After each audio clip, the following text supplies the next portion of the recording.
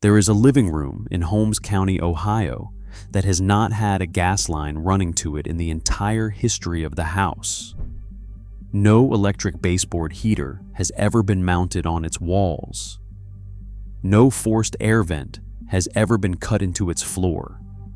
No thermostat has ever been installed beside its door because there is nothing to set a thermostat to, nothing to regulate, nothing that cycles on and off in response to a number on a dial.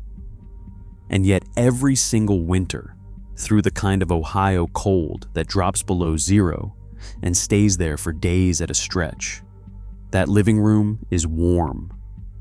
Not tolerably warm, genuinely, deeply, radiantly warm, in a way that anyone who has sat in it during January will tell you is different from the heat a forced air furnace produces, different in quality, different in how it feels against the skin, different in the way it persists through the night without anyone waking to adjust anything.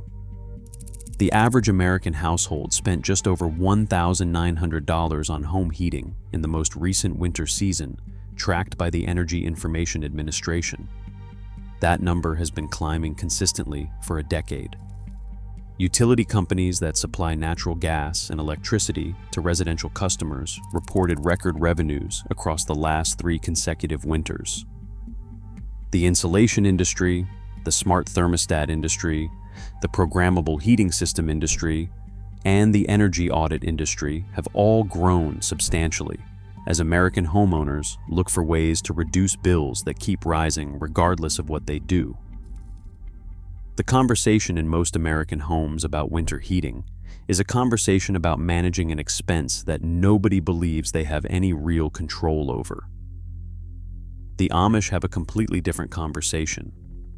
Their conversation about winter heating is a conversation about materials, mass, wood management, architectural logic, and the specific physical properties of stone and brick and clay that have been understood and applied by people who heated buildings without utility. Companies for the entire span of human history, before the 20th century, reorganized everything around centralized energy infrastructure. The knowledge that keeps that Holmes County living room warm in January did not come from an energy consultant or a utility company or a manufacturer of heating equipment. It came from generations of people who had no other option and who consequently paid a quality of attention to the problem of winter heat that people with a gas line and a thermostat have never needed to develop. What follows is a documented account of the specific methods, materials, and architectural principles that Amish households across Lancaster County, Pennsylvania, and Holmes County, Ohio, use to heat their living spaces through winter without gas or electricity. These are not primitive workarounds. They are sophisticated thermal systems that in several cases outperform modern forced air heating on the metrics that actually matter, which are comfort consistency, air quality, fuel efficiency, and the total cost of keeping a family warm across a winter season. The heating industry does not discuss these methods in any mainstream forum because there is no product to sell at the center of them, no subscription service they support, and no recurring revenue stream they generate. Understanding them does not require a purchase. It requires paying attention to physics that has not changed since the first person stacked stones around a fire and noticed that the stones stayed warm after the flames went out. The first method is the rocket mass heater, and it is the one that generates the most genuine disbelief in people who encounter it for the first time, because the performance numbers seem incompatible with the fuel input until you understand the combustion mechanism that produces them. A rocket mass heater is built around a principle called a J-tube combustion chamber, a configuration in which the fuel feed, the burn tunnel, and the heat riser are arranged in a J shape that creates a powerful natural draft, pulling air through the fire with enough velocity to achieve near complete combustion at temperatures that a conventional wood stove or fireplace never approaches. The significance of complete combustion is both thermal and chemical. A conventional wood stove operating at typical draft conditions converts somewhere between 50 and 70% of the wood's chemical energy into heat. The remainder goes up the flue as unburned gases, creosote, smoke, and particulate matter. A properly built rocket mass heater operating under good draft conditions achieves combustion efficiency between 85 and 95%. Nearly all of the chemical energy stored in the wood becomes heat. Almost nothing is lost up the flue. The exhaust leaving a well-functioning rocket mass heater is nearly clear, nearly odorless, and dramatically lower in particulate matter than the exhaust from any conventional wood-burning appliance. The heat generated by this near-complete combustion does not go directly up a vertical chimney the way heat escapes from a fireplace. It is routed horizontally through a long thermal mass, typically a bench or a platform built from cob, brick, stone, or rammed earth, before exiting the building. As the hot exhaust gases travel through the interior of that mass, they surrender their heat to the surrounding material. By the time the exhaust reaches the exterior flue, it has lost most of its thermal energy to the mass, which is why rocket mass heater flues run at relatively low temperatures, and why the exterior exhaust is so much cleaner than conventional wood-burning exhaust. The mass itself then functions as a thermal battery. An Amish family loads the rocket mass heater once or twice per day, burning a fire for 2 to 3 hours that drives the internal temperature of the mass up to the point where it has absorbed the equivalent heat energy of a much longer, lower intensity burn. That stored energy then radiates steadily from the surface of the mass for the following 12 to 24 hours at a surface temperature that is warm to the touch, but not hot enough to cause burns, filling the room with radiant heat that warms objects and people directly, rather than simply warming the air the way forced air systems do. The fuel requirement for this performance is what stops most people when they first encounter it. An Amish household heating a living room through a full winter day and night with a rocket mass heater may burn the equivalent of 3 to 5 small diameter pieces of wood per firing. Not a full cord, not a rick. A bundle of material, roughly the diameter of a human forearm and a few feet long, consumed in a 2-hour burn that charges the mass for the next day. Users who have transitioned from conventional wood stoves to rocket mass heaters consistently report reductions in wood consumption of 60 to 80% for equivalent thermal output. Amish builders who have used this technology across multiple construction projects report that a properly sized rocket mass heater and bench installation can keep a living room of up to 2,000 square feet at comfortable temperatures through a Pennsylvania or Ohio winter on approximately 1 cord of wood per season, a quantity that a conventional wood stove might consume in a month. The second method is the masonry heater, which is the European ancestor of the rocket mass heater, and which operates on the same fundamental principle. Store heat in dense mass during a short, intense burn, then release it slowly over the following hours. Masonry heaters have been heating homes in Scandinavia, Russia, Germany, and Austria for several centuries. The Amish communities of Pennsylvania and Ohio, many descended from German and Swiss settlers who carried this building tradition with them, have incorporated masonry heaters into their homes as a primary heating method in a way that most American home builders have never encountered. A masonry heater is built entirely from fired brick, soapstone, tile, or a combination of these materials, with a firebox, a combustion chamber, and an internal flue system that routes exhaust gases through a long serpentine path within the body of the heater before allowing them to exit. The path length of the internal flue is the critical design element. By the time hot exhaust gases have traveled through 6, 8, or 10 feet of internal flue channel, winding through the dense masonry body of the heater, they have surrendered the vast majority of their heat to the surrounding mass. Exhaust temperatures at the exterior flue of a well-designed masonry heater typically run between 100 and 200 degrees Fahrenheit. Compare that to the 400 to 700 degrees Fahrenheit flue temperatures of a conventional wood stove, and the difference in heat recovery tells you everything about why the performance numbers are so different.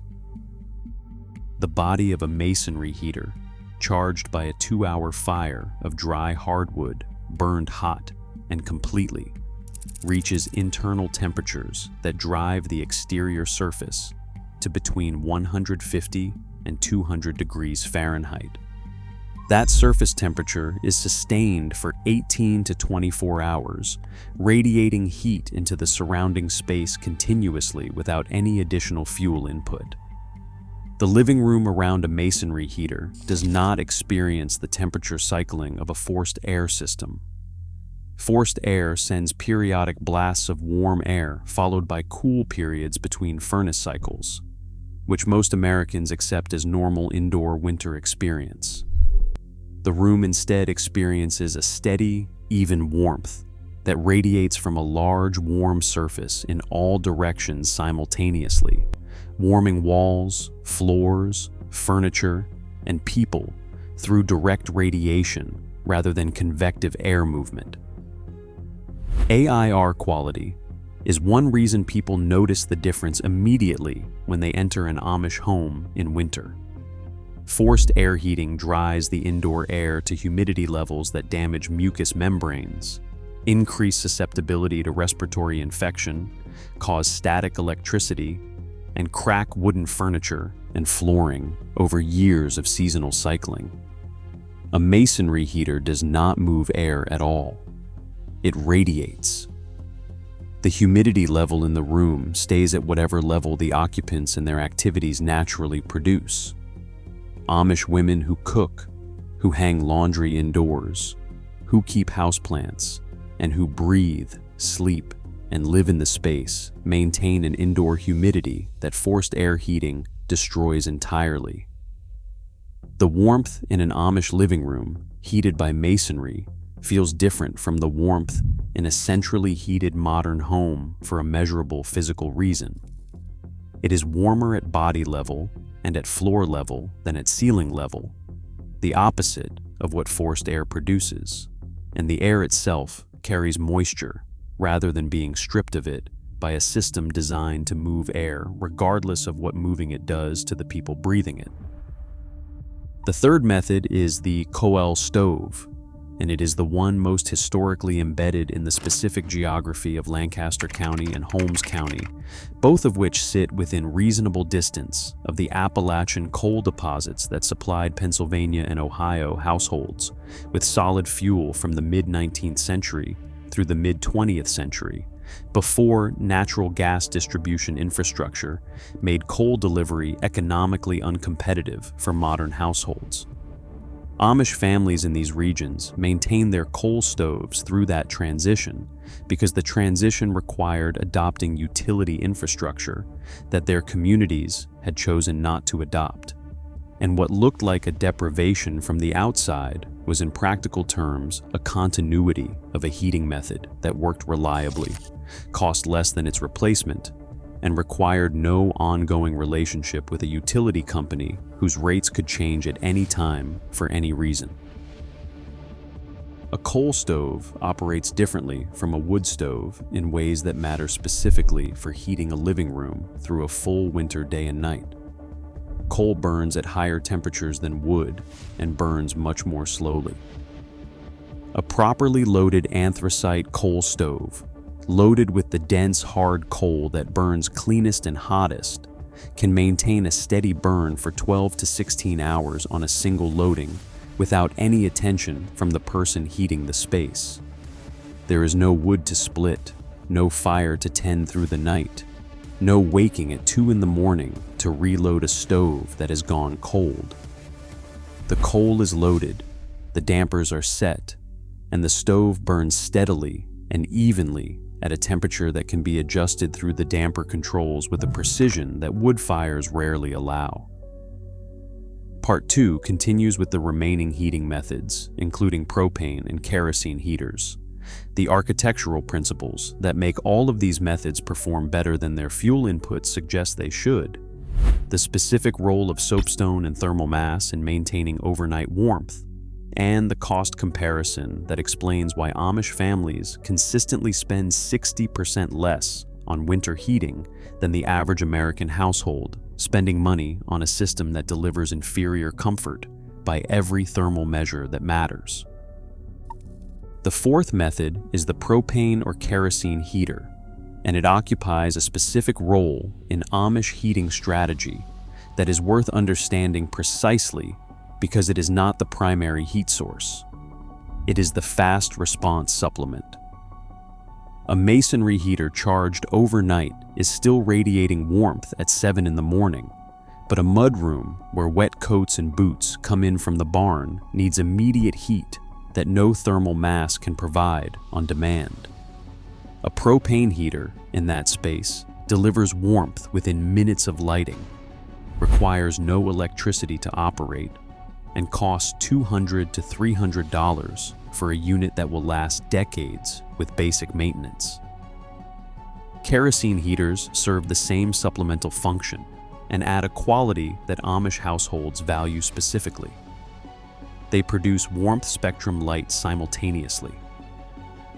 A kerosene heater running in a corner of a living room on a dark January afternoon is contributing heat and a quality of warm amber light that the household would otherwise need a lamp to produce.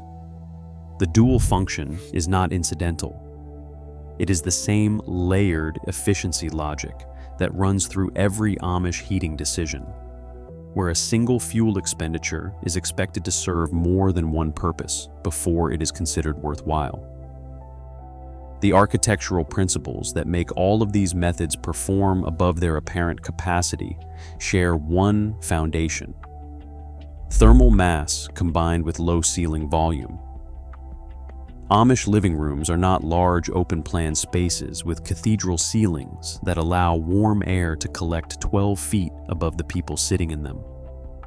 They are rooms with ceilings at 8 feet or below, with walls built from materials that absorb and hold heat, and with floor plans that concentrate the household's activity in the spaces that the heating sources serve most directly.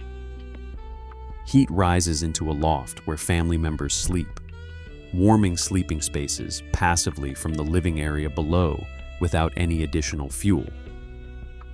Soapstone placed near heat sources during the day stores enough thermal energy to continue radiating through the night at surface temperatures comfortable to the touch. Amish families place soapstone slabs on stove surfaces for hours, then move them wrapped in cloth to bed areas in the evening, a practice that requires no fuel expenditure beyond what the stove was already consuming, and that maintains sleeping warmth through the coldest nights without any heating system running in the bedroom at all. The cost arithmetic across a full winter season for an Amish household using a combination of these methods consistently comes out between $600 and $1,000 in fuel expenditure. The average American household running a gas furnace spends between $1,500 and $2,500 for a winter that is often less comfortable by every thermal quality measure that matters. The Amish did not develop these methods to save money. They developed them because the infrastructure of the modern utility grid was something their communities chose not to join. And that choice forced a quality of engagement with the physics of heat that most American homeowners have never needed to develop. The knowledge that keeps a Holmes County living room warm in January without a gas line is not primitive knowledge. It is sophisticated knowledge that the modern heating industry displaced rather than improved upon and that an entire community of 360,000 people has maintained in working practice, while the rest of the country pays a utility company to deliver an inferior result at 3 times the cost. The warmth in that living room is not a mystery. It is physics applied carefully by people who could not afford to apply it carelessly. That knowledge has always been available. It was just easier to sell you a thermostat than to explain it.